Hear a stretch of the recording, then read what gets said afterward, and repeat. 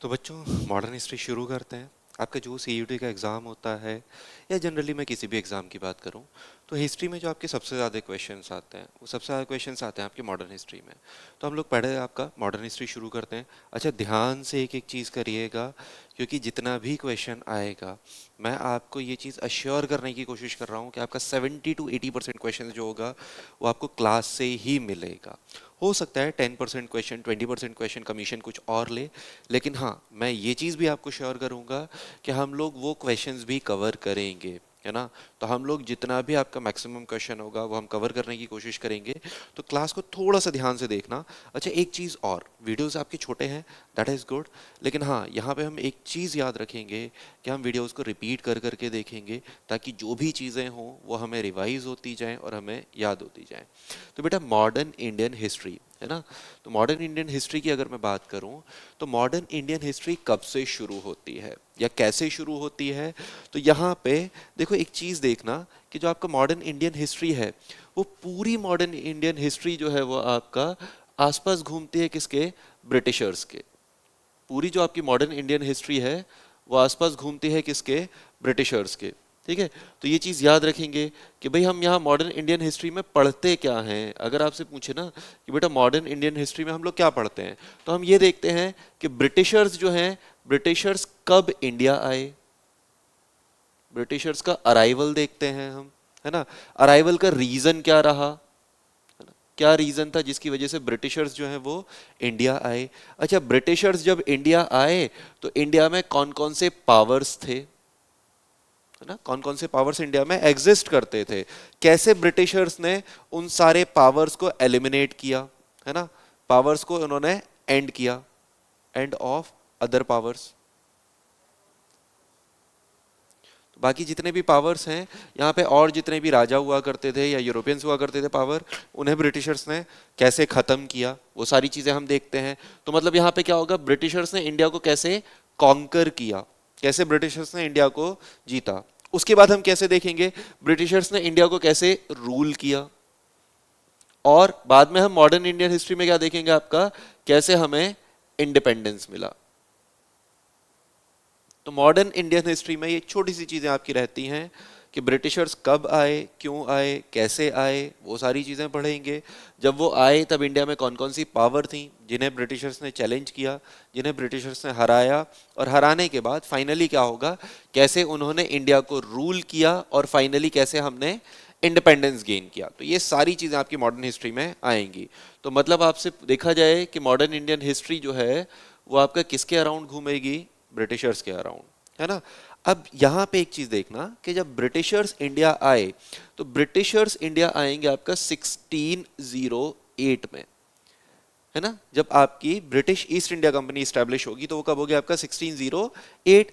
वो company establish होने से पहले यहाँ पे कुछ और भी यूरोपियन पावर्स थे। तो हम देखेंगे वो कौन कौन से यूरोपियन पावर्स थे यहाँ पे जो ब्रिटिशर्स के आने से पहले हुआ करते थे, और कुछ इंडियन पावर्स भी हुआ करते थे। भाई कुछ इंडिया के राजा रजवाड़े या कुछ आपके इंडियन किंग या प्रिंस भी हुआ करते थे यहाँ पे। तो हम यहाँ पे क्या देखेंगे, हम देखेंगे कि कैसे ब्रिटिशर्स ने क्या किया, सारे यूरोपियन पावर्स को ख़त्म किया।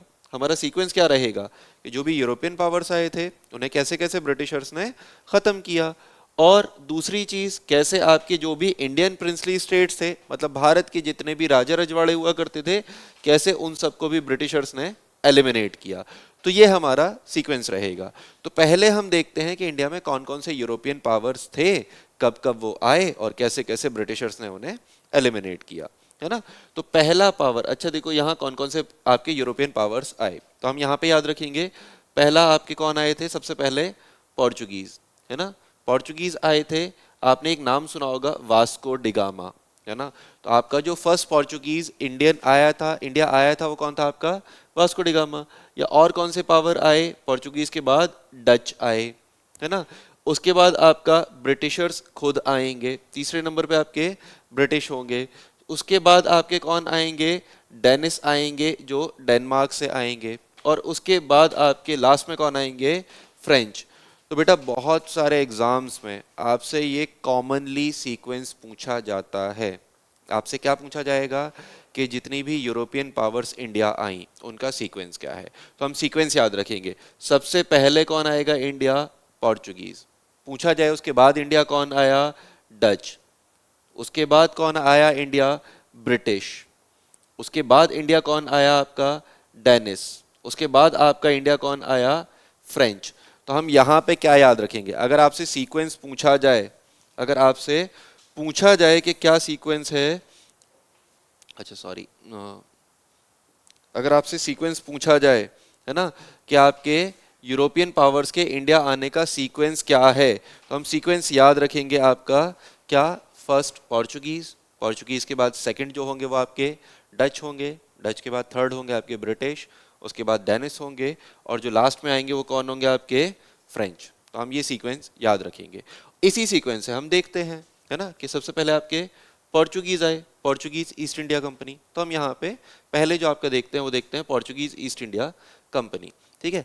अच्छा, अब यहाँ पे बेटा एक छोटी सी चीज समझना कि यहाँ पे बोला जाता है वास्को डिगामा डिस्कवर्ड इंडिया, है ना, बोलते हैं कि वास्को डिगामा ने क्या किया, इंडिया की डिस्कवरी करी, है ना। तो ये कॉमनली एक टर्म बोला जाता है। अच्छा, तो क्या सच में ऐसा था कि वास्को डिगामा ने इंडिया की डिस्कवरी करी? क्या वास्को डिगामा से पहले इंडिया को कोई नहीं जानता था? तो बेटा हम यहाँ पे एक चीज़ याद रखेंगे कि इंडिया तो आपका एंशियंट टाइम में भी ट्रेड किया करता था। एंशियंट टाइम में इंडिया आपका यूरोप से ट्रेड करता था, है ना। मिडाइवल हिस्ट्री हम देखेंगे, मिडाइवल हिस्ट्री में भी हमने देखा कि इंडिया को लोग जानते थे, इसी वजह से तो इंडिया में आए। एंशियंट में अलेक्जेंडर ने इंडिया पे अटैक किया, जानता होगा तभी अटैक किया होगा। बहुत सारे ग्रीक्स इंडिया आए। तो यहाँ पे हम एक नॉर्मल चीज़ याद रखेंगे कि वास्को डिगामा ने इंडिया को डिस्कवर नहीं किया, वास्को डिगामा ने इंडिया के लिए एक सी रूट डिस्कवर किया, है ना। तो यहाँ पे जो मेन चीज है कि Vasco da Gama discovered a new sea route to India, या Vasco da Gama discovered a sea route to India, ठीक है, पहली बेसिक चीज।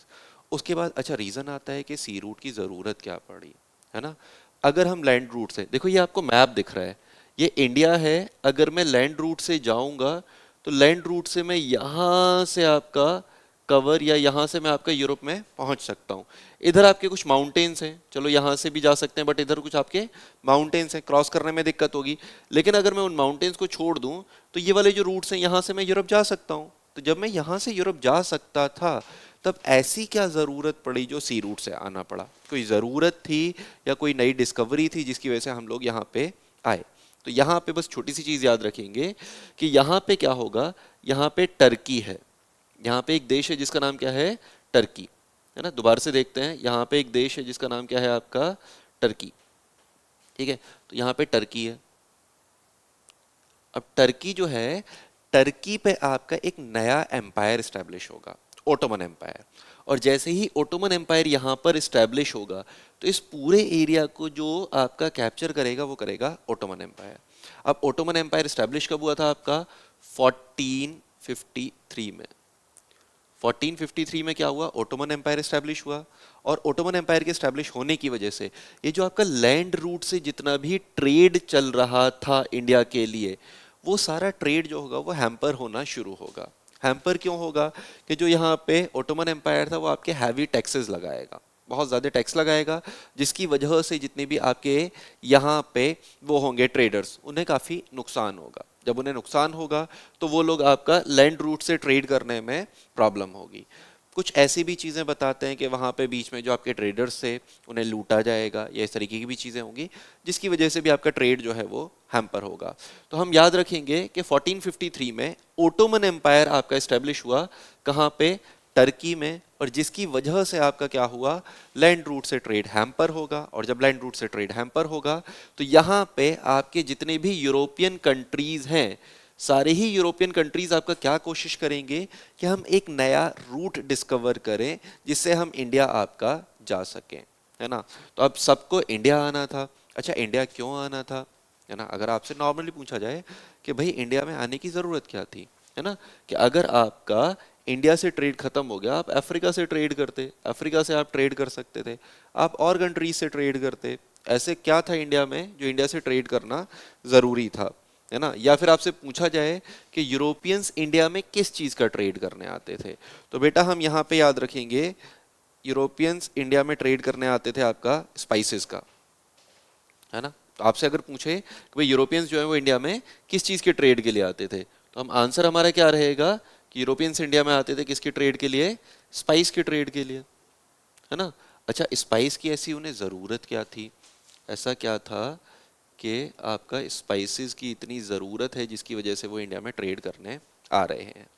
तो बेटा एक चीज़ समझना, आपका यूरोप जो है ना वो नॉर्दर्न हेमिस्फीयर में है, मतलब आपका काफ़ी जो है अर्थ पे नॉर्थ की तरफ है, और जितना अर्थ पे आप नॉर्थ की तरफ जाओगे उतना ज़्यादा ठंड ज़्यादा पड़ेगी, उतना ज़्यादा वहाँ पे जो विंटर सीजन होगा वो ज़्यादा होगा, लॉन्ग विंटर्स होंगे, तो लॉन्ग विंटर्स की वजह से आपका एग्रीकल्चर जो होगा वो हैम्पर होगा, और जब एग्रीकल्चर हैम्पर होगा तो आप फ्रेश फूड जो है वो आपको नहीं मिलेगा, है ना। तो आप देखते हो कि जितना भी आपका यूरोपियन कंट्रीज़ है, वेस्टर्न कंट्रीज़ है, वहाँ पे आपका पैक्ड फूड का कल्चर बहुत ज़्यादा है। रीज़न है, उनकी मजबूरी है कि फ्रेश फूड आपको नहीं मिलेगा, एग्रीकल्चर नहीं होगा, तो आप क्या करोगे, चीज़ों को प्रिजर्व करोगे तो आपको पैक्ड फूड जो है वो खाना पड़ेगा, है ना। तो अब किसी भी चीज़ को अगर आप पैक करते हो, इंडिया में आपने देखा कि किसी भी चीज़ को लंबे समय के लिए आप कंजर्व करने के लिए आप यूज़ करते हो किसका, स्पाइसेस का, ठीक है। तो आपका यहाँ पे इन्हें स्पाइसेस की क्यों ज़रूरत थी, क्योंकि फूड को कंजर्व करेंगे, है ना। मीट वगैरह भी आपने देखा होगा, हाइबरनेशन में एनिमल्स चले जाते हैं, लॉन्ग विंटर्स होते हैं, आपके एनिमल्स जो हैं वो हाइबरनेशन में चले जाते हैं, तो आपको फ्रेश मीट भी नहीं मिल पाएगा, है ना। वेजिटेशन आपके यहाँ उतनी ज़्यादा नहीं हो पा रही है फ्रेश, इस वजह से उस चीज़ को कंजर्व करने के लिए आपको ज़रूरत क्या होगी, स्पाइसेस की। इस वजह से आपका लोग जो होंगे वो कोशिश करेंगे कि भाई हम कुछ भी करते हैं और हम इंडिया चलते हैं, इंडिया से जाके हमें क्या लाना है, स्पाइस। उस समय इंडिया और आपका जो इंडोनेशिया वाला पोर्शन है वो आपका स्पाइसेस के लिए बहुत ज़्यादा फेमस था, है ना। तो बेसिक चीज़ कि वो लोग यहाँ पे किस चीज़ के ट्रेड के लिए आए, स्पाइसेस के लिए। स्पाइसेस की रिक्वायरमेंट क्यों थी, फूड को लॉन्ग टर्म तक कंजर्व करने के लिए, ठीक है। चलो अब यहाँ पे क्या होगा, वास्को डी गामा से पहले भी आपका यहाँ से, ये ना, ये आपका यूरोप जो है, यूरोप में आपके कई सारे देश हैं, तो यूरोप में आपके जो कई सारे देश हैं वो आपका यहाँ पे कोशिश करेंगे किसकी, इंडिया के लिए रूट ढूंढने की। तो यहाँ पे एक छोटा सा देश है जिसका नाम है पुर्तगाल, यहाँ पे लिखा हुआ भी है पुर्तगाल, है ना। तो पुर्तगाल जो होगा, पुर्तगाल का जो किंग था उसे आपका शिप बिल्डिंग इंडस्ट्री में काफ़ी ज़्यादा उसका इंटरेस्ट था, और वो आपका एक ट्रैवलर भी था, तो वो यहाँ पे अपने यहाँ से कुछ ट्रैवलर्स भेजना शुरू करेगा, और वो डिफरेंट ट्रैवलर्स जो होंगे वो आपके डिफरेंट सी रूट्स ढूंढना शुरू करेंगे। तो ऐसा ही एक ट्रैवलर था जिसका नाम था बार्थोलोम्यू डियाज, और बार्थोलोम्यू डियाज क्या करेगा, 1487 में वो ये वाला रूट फॉलो करते हुए यहाँ तक पहुँचेगा। अफ्रीका का जो टिप है, सदर्न टिप, उसे हम बोलते हैं केप ऑफ गुड होप, है ना। तो आपका 1487 में बार्थोलोम्यू डियाज जो है वो आपका केप ऑफ गुड होप तक का जो सी रूट है वो डिस्कवर कर लेगा। अच्छा, उसने यहाँ तक का सी रूट डिस्कवर किया, इसके आगे का उसे सी रूट नहीं मिला, तो वो क्या करेगा, वो आपका जो है वो वापस चला जाएगा, है ना। आगे का सी रूट नहीं मिलेगा तो यहाँ से आपका वापस चला जाता है। अब वापस चला गया वो बेचारा, अब यहाँ पे उसे क्या होगा, अब आपके कुछ और ट्रैवलर आएंगे, तो यहाँ पोर्चुगीज के पीछे या पोर्चुगल के पीछे आपका एक और देश है जिसका नाम है स्पेन, और स्पेन से एक अगला ट्रैवलर था जिसका नाम था आपका कोलंबस। कोलंबस को आना इंडिया था, कोलंबस आपका कहाँ आना चाहता था, क्योंकि सब लोग इंडिया डिस्कवर कर रहे थे, है ना। लेकिन कोलंबस गलती से जो है वो आपका भटक जाएगा रास्ता, जिसकी वजह से वो पहुंच जाएगा आपका कहाँ पे, अमेरिका। तो बोलते हैं कि अमेरिका को डिस्कवर किसने किया, तो यहाँ पे याद रखना अमेरिका की डिस्कवरी जो थी वो किसने करी थी, आपका कोलंबस ने। कब करी थी अमेरिका की डिस्कवरी कोलंबस ने, 1492 में। अच्छा, मैंने बोला कि कोलंबस जो है वो आपका इंडिया ढूंढने आया था, गलती से वो अमेरिका चला गया। अगर आपसे पूछा जाए इस चीज़ का कोई प्रूफ है या फिर ये सिर्फ आपका एक कहानी है, तो बेटा एक चीज़ याद रखना कि आपने देखा है कि जितनी भी कंपनीज यहाँ पर आई थी इंडिया में, सारे कंपनीज का नाम क्या था, ईस्ट इंडिया। जैसे पोर्चुगीज ईस्ट इंडिया कंपनी, अब जाहिर सी बात है कि कहीं तो वेस्ट का इंडिया रहा होगा, तभी तो हम एक को ईस्ट बोल रहे हैं। अगर एक ही होता तो ईस्ट वेस्ट बोलने की ज़रूरत नहीं है। शायद आप हिस्ट्री थोड़ी बहुत जानते हो, तो आपको पता है इंडिया में एक स्टेट है वेस्ट बंगाल। मॉडर्न हिस्ट्री में आप देखोगे कि ईस्ट बंगाल भी हुआ करता था, है ना। आप यूपी को ईस्ट वेस्ट नहीं बोलते, एमपी को ईस्ट वेस्ट नहीं बोलते, या और किसी स्टेट को, पंजाब को ईस्ट वेस्ट नहीं बोलते, है ना। बंगाल के आगे आपका वेस्ट बंगाल लगा हुआ है। रीज़न क्या है, क्योंकि ईस्ट का बंगाल था। तो यहाँ जितनी भी कंपनी आ रही हैं उनका नाम क्या था? East India company. तो जाहिर सी बात है कहीं पे वेस्ट का भी इंडिया रहा होगा, है ना। तो यहाँ पे देखो यूरोप है ये, यूरोप के इंडिया कहाँ है? ईस्ट में। और यूरोप से इस तरफ हम जाएंगे तो अमेरिका किधर है आपका? वेस्ट में। तो ये एक एविडेंस है जो आपको ये प्रूव करता है कि अमेरिका, कोलंबस जो है वो आपका इंडिया ढूंढ रहा था लेकिन गलती से पहुंचा अमेरिका। उसे वहां सारी इंडिया जैसी चीजें दिखेंगी तो वो उसे बोल देगा कि भाई आपका, मैंने जो है वो इंडिया को डिस्कवर किया। लेकिन बाद में जब चीजें मालूम पड़ेंगी तो वो देखेगा कि भाई ये इंडिया नहीं है, ये एक अलग ही आपका कॉन्टिनेंट है ना। तो हम यहाँ पे ये चीज याद रखेंगे, ठीक है। चलो, और एक और मैं आपको एग्जांपल बताता हूँ। कोलंबस एग्जैक्टली आपका अमेरिका नहीं पहुंचा था, वेस्ट इंडीज आपने सुना होगा। तो कोलंबस जो एग्जैक्ट लोकेशन पे पहुंचा था वो वेस्ट इंडीज के आइलैंड्स थे, है ना। अब आप पूछोगे ईस्ट इंडीज कहाँ है? जाहिर सी बात है कि वेस्ट इंडीज है तो ईस्ट इंडीज भी कहाँ ही रहा होगा। तो इंडोनेशिया की तरफ कुछ आइलैंड्स हैं, उन्हें या उन आइलैंड ग्रुप को हम बोलते थे ईस्ट इंडीज। तो ये भी आपको आपका रिलेट करता है कि आपका वो लोग इंडिया वाली साइड ढूंढ रहे थे, स्पाइसेस को ढूंढ रहे थे, और गलती से वो कहाँ पहुंचे थे? आपके अमेरिका, है ना। चलो, उसके बाद कुछ टाइम बाद एक और आपका ट्रेवलर आएगा जिसका नाम था वास्को डिगामा, है ना। वास्को डिगामा को क्या ढूंढना था? इंडिया। पोर्चुगीज ट्रेवलर था तो मतलब उसे केप ऑफ गुड होप तक का रास्ता पता था। उसके आगे उसे एक बंदा मिलेगा, एक गुजराती ट्रेवलर हुआ करता था, एक गुजराती ट्रेडर था, अब्दुल मानिक। तो अब्दुल मानिक यहाँ पे मिलेगा, अब्दुल मानिक उसे हेल्प करेगा, और अब्दुल मानिक की मदद से वास्को डिगामा जो है वो आपका एग्जैक्टली कहाँ पहुंचेगा इंडिया में? देखो, केप ऑफ गुड होप तक का रास्ता पता है, इससे आगे का रास्ता ढूंढना था। अब्दुल मानिक की मदद से वो इंडिया में पहुंचेगा कहाँ पे? जहाँ पे इंडिया में स्पाइसेस सबसे ज़्यादा होते हैं, है ना। तो ये ऐसा कोई तुक्का नहीं था। अगर आप किनारे किनारे चल के आ रहे होते तो इंडिया में आप पहली बार गुजरात में आते, आप इंडिया में गुजरात में रुकते। लेकिन आप इंडिया में कहाँ पे आके रुके? इंडिया में वास्को डिगामा जो आएगा वो केरला में आएगा, है ना, केरला के कैलीकट में आएगा।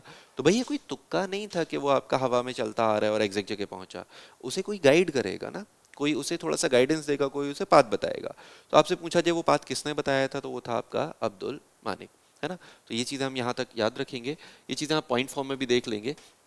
ये देखो आपका क्या था? पोर्चुगीज ईस्ट इंडिया कंपनी, जो पहली ईस्ट इंडिया कंपनी हम देखेंगे, है ना, है ना। ये भी इसे बोला जाता है बट ये नाम हमें याद रखने की ज़रूरत नहीं है, ठीक है। चलो, अब देखो पोर्चुगीज ईस्ट इंडिया कंपनी, आपसे पूछा जाए कौन से देश, कौन से कंट्री से आए, तो कंट्री कौन सा है आपका? पोर्चुगल। पूछा जाए पोर्चुगल कहाँ पे है? पोर्चुगल आपका यूरोप में है। आपने मैप पे उसकी लोकेशन भी देख ली, है ना। ये लोकेशंस इंपॉर्टेंट हैं, जब हम ज्योग्राफी पढ़ेंगे तो ये लोकेशंस आपके काम आएंगी, ठीक है। चलो, तो यहाँ से आइए आपका। उसके बाद आपने देखा कि पहला जो आपका ट्रेवलर आया था वो कौन आया था? आपका बार्थोलोमियो डियाज। और बार्थोलोमियो डियाज आपका कहाँ पहुंचा था? Cape of Good Hope. और केप ऑफ गुड होप आपका कहाँ है? अफ्रीका में। केप ऑफ गुड होप आपका कहाँ है? Africa. Cape of Good Hope तक पहुंचेगा। फिर आपका डिस्कवरी करनी थी किसे? आपका कोलंबस को, है ना। कोलंबस को इंडिया आना था, लेकिन कोलंबस आपका गलती से कहाँ पहुंचेगा? भाई कोलंबस पहुंचेगा आपका गलती से कहाँ?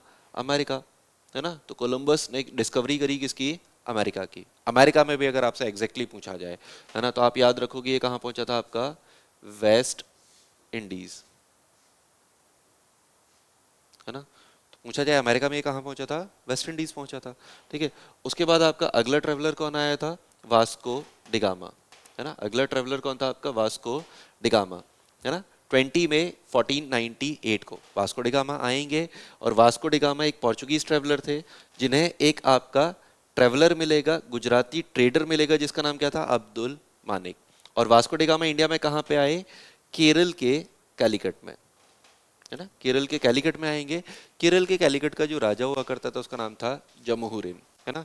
तो यहाँ पे वास्को डी गामा को जो वेलकम करेगा वो केरल का कैलीकट का किंग जो था जमहुरिन, उसके द्वारा यहाँ पे वेलकम किया जाएगा। वो इंडिया में वेलकम करेगा वास्को डी गामा का। वेलकम क्यों करेगा? पता है उसे भाई कि ट्रेड करने आ रहा है, ट्रेड अगर करेगा बेनिफिट हमें होगा, तो जाहिर सी बात है आप वेलकम करोगे। अगर कोई भी ऐसा नॉर्मल बंदा आता आप उसका वेलकम नहीं करते, आप उस पर बहुत ज़्यादा स्ट्रेस नहीं देते, है ना। तो यहाँ पे वास्को डी गामा क्या करेंगे? एक नया सी रूट डिस्कवर करेंगे। अच्छा, वास्को डी गामा यहाँ पे आए थे। वास्को डी गामा को इंडिया में ट्रेड करने से इतना फ़ायदा हुआ कि इनका जो जर्नी था, है ना, इनका जर्नी था 3 मंथ्स तो इन्हें लगे थे इंडिया में आने के लिए। 3 मंथ्स लगे थे इन्हें इंडिया में आने के लिए। और 3 मंथ्स लगे थे इन्हें रिटर्न के लिए। मतलब ऑलमोस्ट जो टाइम लगा था इन्हें वो कितना लगा था, 6 मंथ का। 6 मंथ का जो टाइम लगा था, उस जर्नी पे जितना भी ज्यादा खर्चा हुआ था वो टोटल खर्चे का 60 टाइम प्रॉफिट अर्न करेगा कौन, वास्को डी गामा।